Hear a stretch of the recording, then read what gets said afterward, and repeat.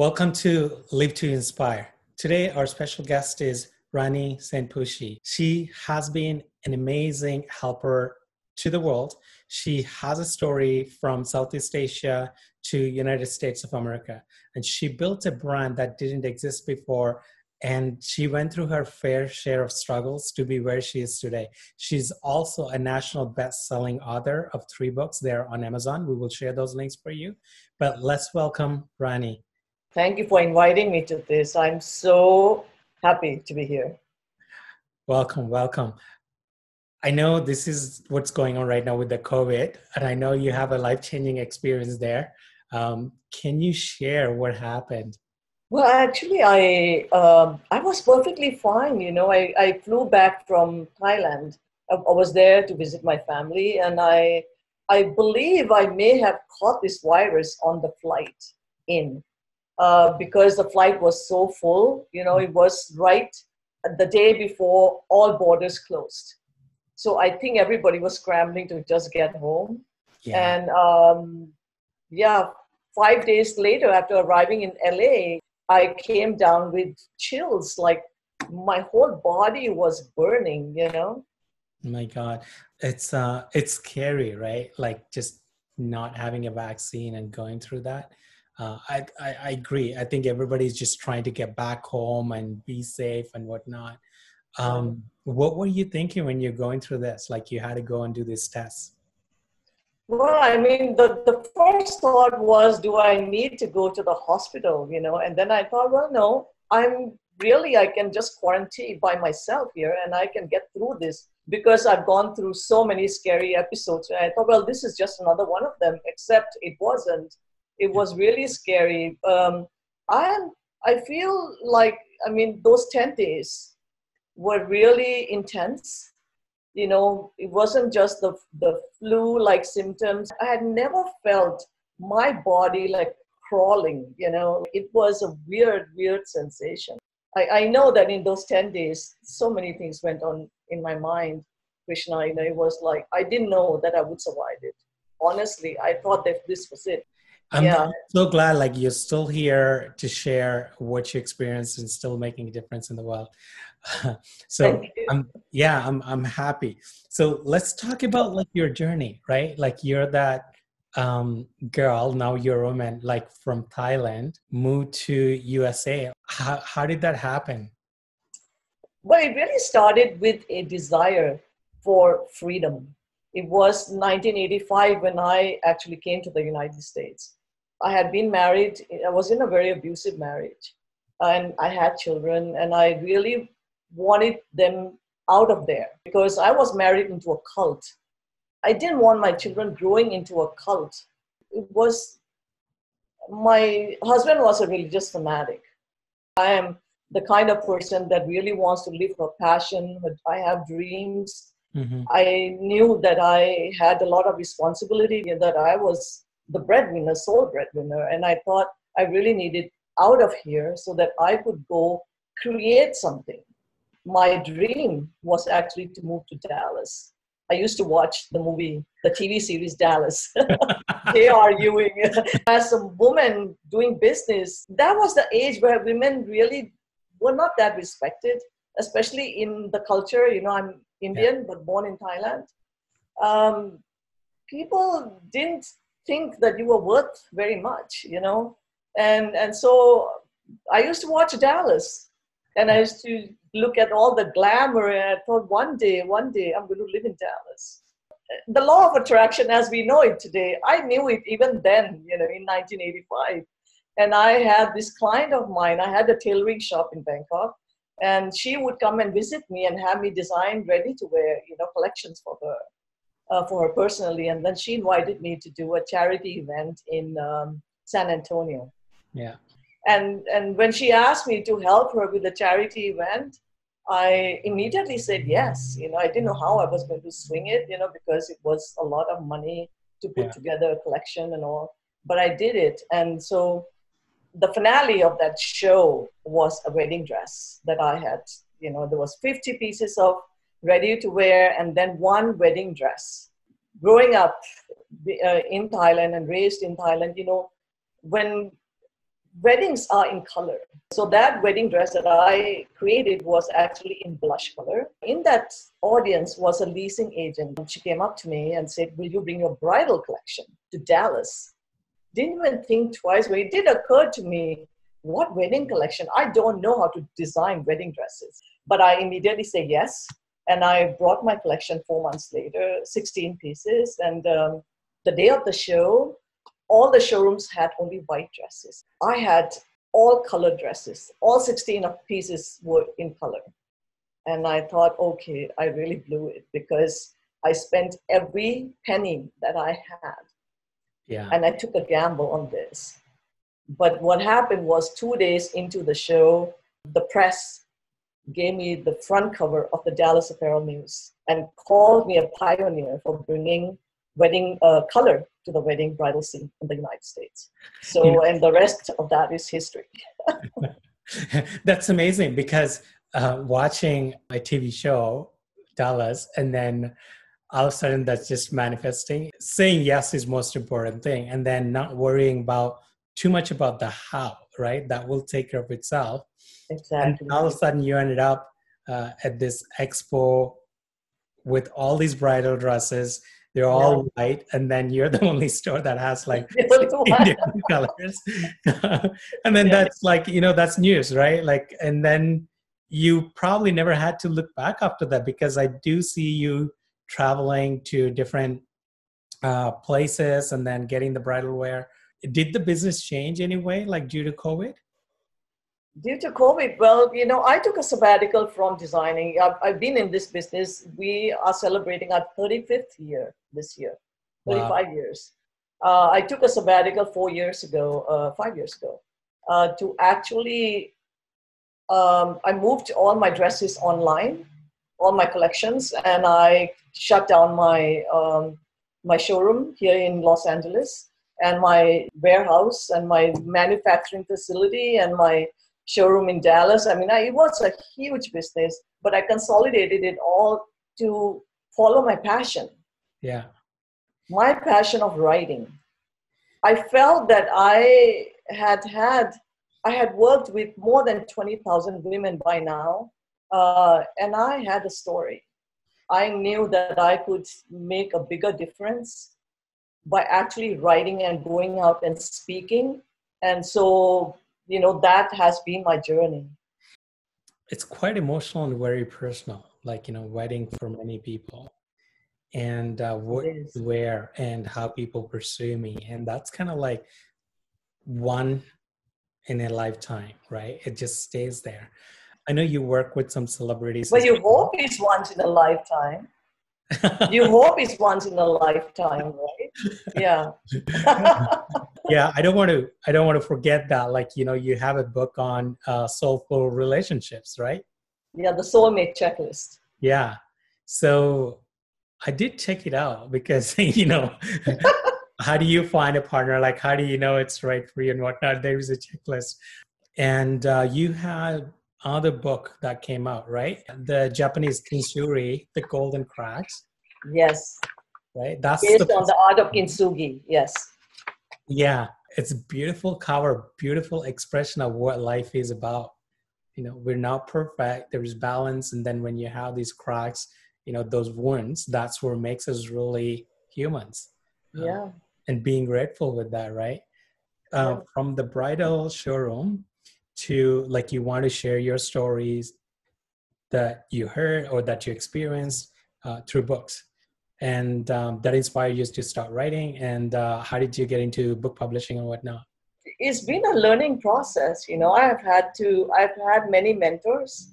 I've had to really learn this whole new business. Writing is only 10% of the work. The rest is all getting it out there, so it is very intense and very complicated. Yeah, but it's been, what a journey, what a journey. I feel like how lucky I am, regardless of all the challenges I've had in my life, I really feel blessed to have had the opportunity to do what I do today and to make a difference in so many lives. I think that to me is true success. Yeah, there is a saying, right? Like true leaders create leaders. Yeah. I'm glad that you are able to do that and you're in that position to share that wisdom. Did you tell me you're working on the second edition of the latest book, or is it like a series of books? No, I'm actually working on two projects that are, I mean, actually many projects, but two that I have to get out this year. One is the style course, which is the working title, you know. I'm trying to get women to understand and love their body. You know, I did a TEDx talk on that, Mm-hmm. you know, on body image.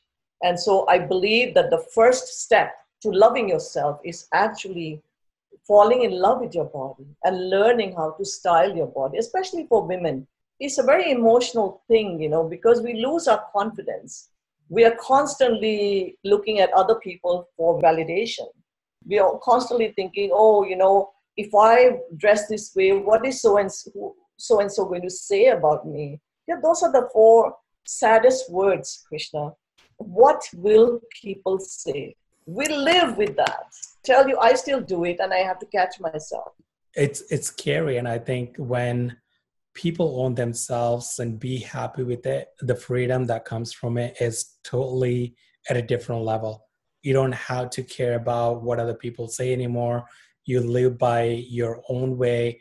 And I don't know like how many people realize that and wants to make that difference. But I'm glad that you're making that difference through your books. Let's talk about the second project you're working on. So the STAR course is an online course, right?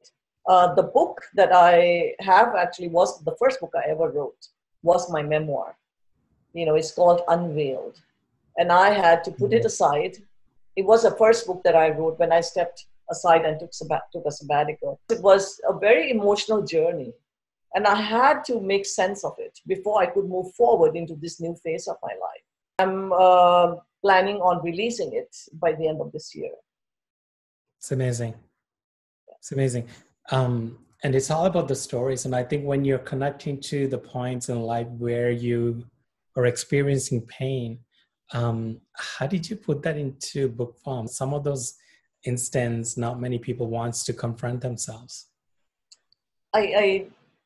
You need grace to go through what I went through, the abuse, my children being kidnapped from me, and not seeing them for 8 years, and then having them back in my life, and then having things go wrong again. I've lived many lives in this one lifetime. And every time I have fallen, I have picked myself back up, because I have always felt life teaches you lessons that perhaps one person listening to this, even this conversation, you know, will say, hey, you know, I'm not alone. That resilience is a thing. One of the reasons that I didn't release it was because my mother was still alive. God bless her, she's gone. You know, she passed away last year. But aside from that, it's the society, you know, that judges you, that really puts you in a box and sees you a certain way, even though you have become this other person today. They will still put you in that box. I can totally relate that. Like when I did my TEDx talk, I really showed myself who I was, you know, living poor and whatnot. We are considered lower middle class to poor. And some of my like long distance family members, as you know, the Indian family members, they didn't like it. They had their own comments. And when my mom told me about it, I'm like, you know, being myself vulnerable on the stage, sharing that story with close to 700 people in that room. If I can change one person not to think the way these people are thinking, Yeah. that's worth my talk. Yeah. Right? I don't want people to limit themselves just because somebody says something, or, you know, in our culture, we don't do that. Certain cultures restrict women in a way that you can't be certain way. It's like you can't be a doctor, you can't be an engineer, you can be a school teacher, you can do arts, but you can't go to military. Like anything else, it's a time-taking process, and there's not a lot of new laws, and there's a lot of movements that's coming around what's happening. So I'm glad that the world is changing. Yeah, And but we hope, you know, we hope that the new generation and the next generation will come out of this more, you know, open-minded, But our culture is so deep rooted. It's so deep rooted. Which is the reason why I keep this distance. All my family is in Thailand. I have no family here in the United States. I'm the only one here. Same with me. My kid and I didn't even talk to them for 15, 20 years. A lot of personal reasons, but I think, that is where I want to change some aspects of how I live and how I volunteer my time with different nonprofits or mentoring kids, or even, the Hope for 1 Million Kids Foundation. My TEDx talk was actually Hope for 1 Million Kids Foundation. Yeah, I watched it. It's brilliant. Really, really good. Thank you. Yeah. I don't know where that goes, but I just started, inspiring from Jack Canfield. I'm going to train 1 million trainers. That was the day I wrote it in my book. I want to inspire 1 million kids and get them out of poverty, sex trafficking, right? So, well, like Jack would say, you don't need to know the how. You just take one step at a time, right? Yeah. And the next step will show itself. Yeah. When you're starting the business, like in Dallas and whatnot, did you face any challenges in terms of competition, whatnot? When I started in 1985, it was the fact that I was from Asia and a woman. So I had two things going against me. And then the third one was I never had any formal design training, right. which is why my collection has always been very different. I don't have competition. I do what I do because I believe in what I do. And I don't pay attention to other people, what they are creating, what they're not. Yeah, sometimes it's actually really best for not to see what's happening, especially when you have the creative side and the urge to create something. Yes. It just comes naturally. And I think at the end of the day, we all share the same consciousness, whether you look at it or not. This is where the mentors come in, right? Like you mentioned about having mentors. There were many mentors for me throughout the years. And I think I accelerated a bit, like how much resources I'm using from each mentor, learn, research, put my own principles and beliefs and move on to the next one. It's been an amazing journey. 4 years so far. After the divorce, it was painful, but the whole perception of life changed though. How your parents, I'm just saying being Indian parents, I guess, you had to go to school, get a job and get married. Yeah. That's it. What happens after that, nobody really tells you, right? Well, for women, it's, you go to school and God forbid that you have any higher education, because then, your brain will go somewhere where they don't want it to go because they want you to get married and make children. And this is what life was supposed to be for all women, right? Yeah. But I had other plans. I've had Dr. Wayne Dyer, I've had Jack Canfield, Dr. Martini, Bob Proctor. These are all my mentors, right? But at the end of the day, Krishna, all these mentors come into your life at the right time only to remind you what you already know. Yeah. You see, you have to just remember to remember. We know this stuff. Life is always like a puzzle. Like for me, during my engineering days, I watched the movie Matrix.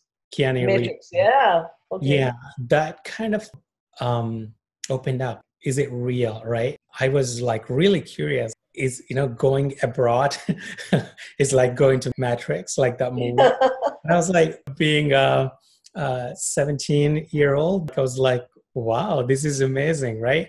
And then the quest never ended. Whether you take the red pill or blue pill, right. Life is meant to be experienced in a way that you get to know what it is at the right time and you experience it and you take the lesson and you move on.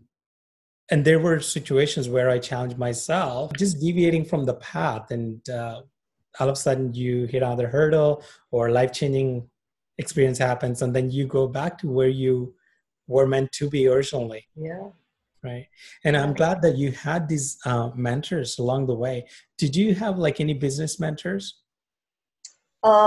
Business mentors? No, really. I stumbled and fell and I picked myself back up. It really was by trial and error. And it's 35 years today, so yeah, I think it all started with a decision and a hunger, Yeah. I just loved fashion. I just totally was in love with fashion, with everything beautiful. And because even though my life wasn't beautiful, I wanted to make sure that every life that I touched would be beautiful. So I created all these fairy tale dresses, right? And Yeah. I had, of course, among the mentors, I can tell you, I read a lot. And one of the things that I would go to museums and I would read poetry. I'm an English major. So even though I didn't learn about Rumi in school, in college, it was Rumi that Wow. almost every dress that I have ever designed has been inspired by a poem by Rumi. Wow. Just having goosebumps right now. Just it's amazing. Like Rumi has so much wisdom, and we So always much. see those quotes like on Instagram and all across the internet. In my books, and I mean, all four books, I use a lot of Rumi's poetry. And in my memoir especially, really has Rumi, like his poetry seeps into my system. Like I really get it, I mean, the spirituality, it's life. He was talking about life. Yeah. Yeah. I lost it for a second there. Like just thinking some of Rumi's quotes and then how you connected with them in a different way. There is the emotional side of it, and that can weigh you down, or there is an inspirational side of it that can take you to a different level, basically creating something out of it. And then for you, it was fashion. It was fashion. My God, my God. So let's talk about your book, The Golden Gold Cracks. in the cracks. Gold in the Cracks. I was actually at a Buddhist monastery. This was 2 years ago, and I went to a silent retreat in Chiang Mai, in the north of Thailand. And for 10 days, they take away all your technology. You are literally in your head. It can be very intense. You don't speak to anybody. You can't speak to, and all you're doing is meditating. And there are, the meditation levels get more intense Yeah. as the abbot keeps on revising, your practice every day. In those 10 days, and I thought, my life is so scattered. And how can I make sense of this life unless I bring all those pieces together? And I left the monastery and I went to Bangkok, and my factory is in Bangkok. So I was actually packing some stuff to donate and, from the factory. And I came across this gift that was given to me by one of my Japanese clients back in 1990 that I had never opened. Somehow it sat in the box and so I opened it and I saw this beautiful jade vase. Wow. I had all these golden lines like a river flowing through them. And the note came with a gift that said, "May you become a kintsugi master." I didn't know anything about kintsugi. I had to look it up. And so I was so fascinated that this was actually the inspiration behind my book, Gold in the Cracks. Because here I was trying to get all my pieces of my life back together. And here was this vase that had all these broken pieces all brought together with golden veins running through it. And Confucius comes to mind. He says, study the past if you would define the future. Mm-hmm. The problem with most of us today is we are taught, forget about the past. Just move forward. You cannot move forward, Krishna, until you actually reconcile with your past. Yeah. And so in this book, which I really honestly suggest that everybody read it, not because I wrote it, And I tell you, everything that I write and everything that we do, all the fashion I have created and continue to, and all the books that I write, these words come through us. Mm-hmm. They come through me. And this book especially has a lot of deep meaning. There's a Mm-hmm. depth that would change and has changed many lives. It does, because it's a true story and people will connect to the real struggle. And Yeah. you're writing a lot of this from the point of vulnerability and sharing some of the personal stories and how you made the connection, right? And I totally relate to what you're saying, because a lot of subconscious beliefs in terms of the pain or guilt or resentment that we never clean up, they literally stop us moving forward just because Yeah. the way we are that way. I always compare it to like a thread. There is a thread and it's all tangled. That's your past. And then your future, unless you untangle it and move forward, you don't have a thread for the future. I did like a lot of 3 days meditation retreats, like, you don't talk and you just leave technology. Mind can grow like crazy. This puts you in a point in your past that either you need to learn something or clean up or put a different seed in your mind that changes the belief into our future. Yeah. But also it brings home the fact that so many things that we thought were being done to us were perhaps not as accurate as we believed they were at the time. Mm-hmm. When you are young, we are in a different place. And then also, we learn forgiveness, right? And unless we forgive and we live in gratitude, I can tell you as I sit here, I am grateful. I'm grateful for everybody that came into my life, everybody that betrayed me, everybody that whatever happened has made me into the person I am today. What a beautiful life. What a beautiful world we live Yeah, in. it feels so good. It's always like the puzzle is changing, and I always see it like the movie Inception, like, in our dreams, the thoughts Yeah. can change that can create our new realities. Right. So with your relationships book, is it The like a soulmate checklist, yes. soulmate checklist? Um, is it about, like, finding a right partner, that kind of stuff? It's not about finding the right partner, it's about being the right partner. You see, Yeah. we are always looking outward for someone to complete us. But unless you are complete in yourself and you have learned to love and accept all the parts of you, the good and the bad and the ugly, you cannot go out and appreciate somebody else. Because, the first thing that we do when we meet somebody is, oh yeah, this habit is a little bit annoying, but I can change him, her, right? Yeah. No, it's all about love. First of all, self-love, Mm-hmm. and then about the checklist, about your non-negotiables. You have to have non-negotiables. I don't believe in settling. I believe that there are certain things that are very important in a union, in a partnership. It is supposed to be a partnership where there is communication, there is trust, there is honesty, there is collaboration. All these things are very important. They are non-negotiable. Yeah, there's no perfect way of one way or other. Thanks for correcting me there. Like, how can you be a better partner? Not looking for a perfect partner, right? Yeah. Even how we going to grow together, Yes. where we want to be. But thinking through and having those conversations, that changes the relationship a lot.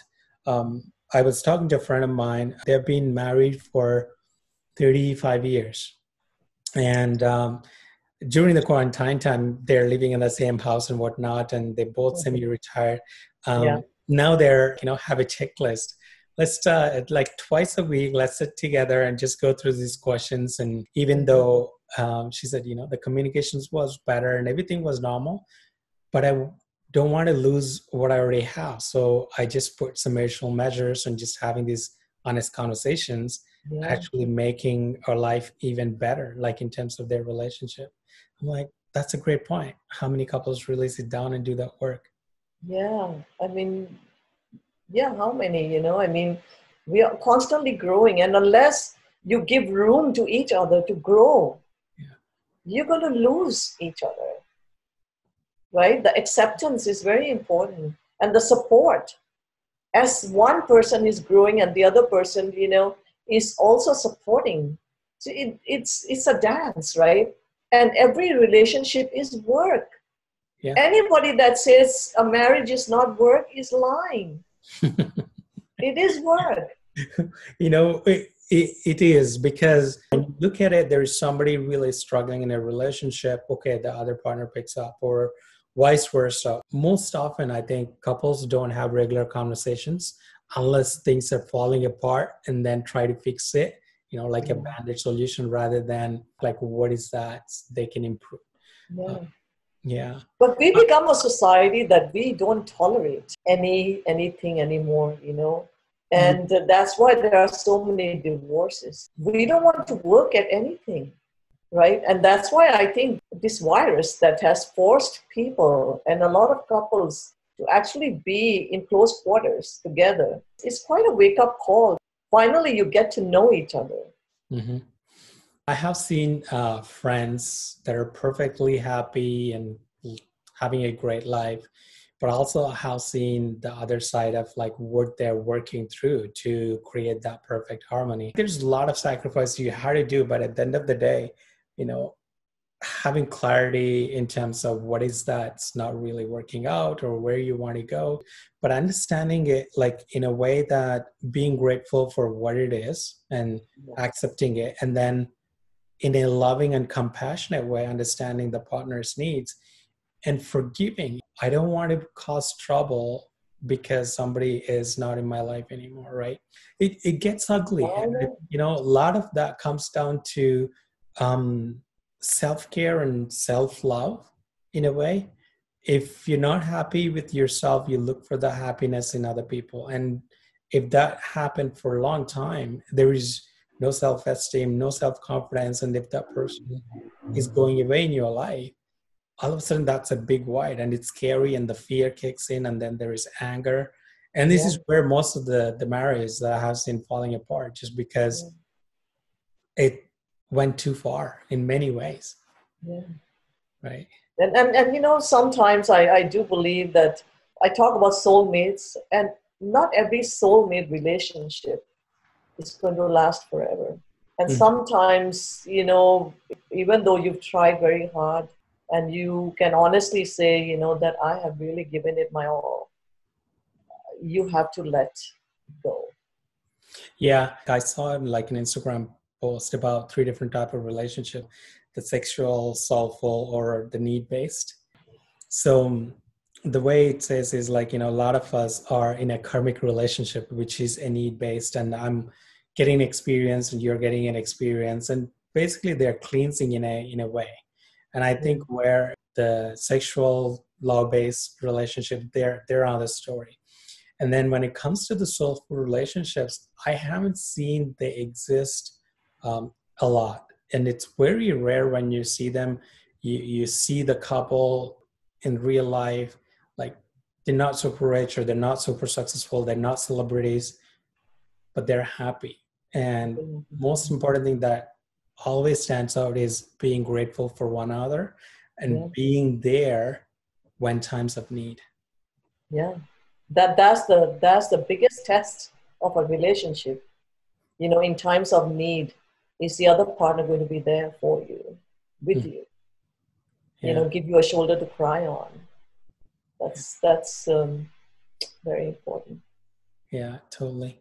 So are you working on any documentary? Is there a possibility you want to make this like a Bollywood movie or something? Actually, funny you should say that, but a script has been written, is being revised on my memoir. Yes, I'm hoping. Absolutely. What a ride it has been, Krishna. I've done shows in Milan, in Dusseldorf, in Paris, in every part of the world, St. Petersburg, Russia, Japan, New York, Chicago, Dallas. I have been all over the world, and I've done these multi-million-dollar shows, fashion shows, St.Pucchi shows that I have learned so much. I have grown so much.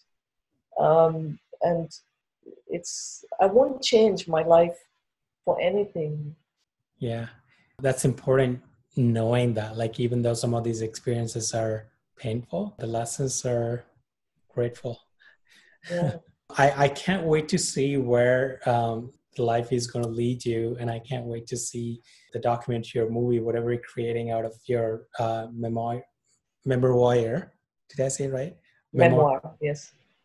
I just can't wait to see like where it is, and I'm glad that we could connect here and discuss about life and discuss about your plans and then your purpose. So whatever you're dreaming in like silver clouds. I have to tell you, I have to say, if life has taught me something, it's this, that I don't control anything. Every day I wake up and I ask God, what will you have me do? Where will you have me go? What would you have me say? And to whom? I live from curiosity. I know that I have a mission, I have a purpose, I have a dream, and I have decided for this dream. And I'm just going to take every step that I can towards this dream. And I will move wherever the universe takes me. That's amazing. Those are the people, usually things get a lot easier. Like in my case, the right people show up when Yes. you're following that path. It's almost like creating your own breadcrumbs and just following them one at a time. It's a beautiful life. I totally agree. I don't want to take too much of your time, but thank you so much for joining and sharing your story. And we look forward to your future success. Thank you, Krishna. It's been wonderful. Take care now.